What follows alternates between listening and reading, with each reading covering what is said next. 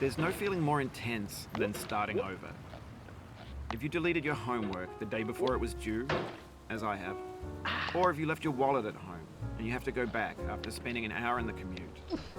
If you won some money at the casino and then put all your winnings on red but it came up black.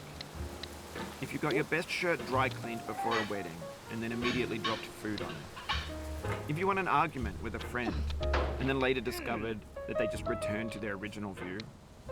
Starting over is harder than starting up. If you're not ready for that, like if you've already had a bad day, then what you're about to go through might be too much. Feel free to go away and come back. I'll be here. Alright, thanks for coming with me on this trip. I'll understand if you have to take a break at any point. Just find a safe place to stop and quit the game.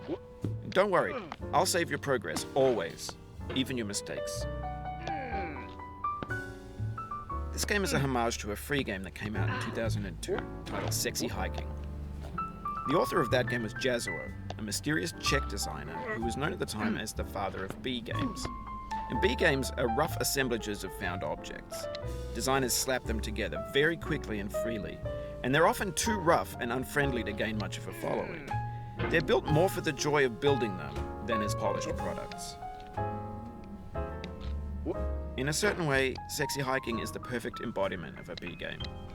It's built almost entirely out of found and recycled parts, and it's one of the most unusual and unfriendly games of its time.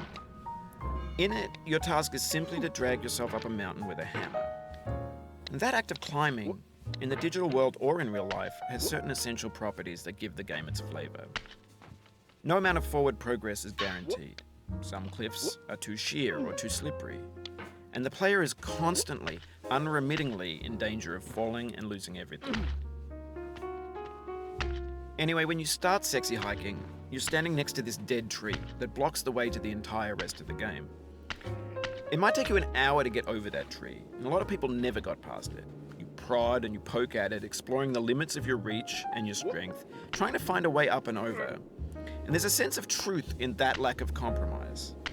Most obstacles in video game worlds are fake. You can be completely confident in your ability to get through them once you have the correct method or the correct equipment or just by spending enough time. In that sense, every pixelated obstacle in Sexy Hiking is real. The obstacles in Sexy Hiking are unyielding, and that makes the game uniquely frustrating. But I'm not sure Jazzuo intended to make a frustrating game. The frustration is just essential to the act of climbing, and it's authentic to the process of building a game about climbing. A funny thing happened to me as I was building this mountain. I'd have an idea for a new obstacle, and I'd build it, test it, and it would usually turn out to be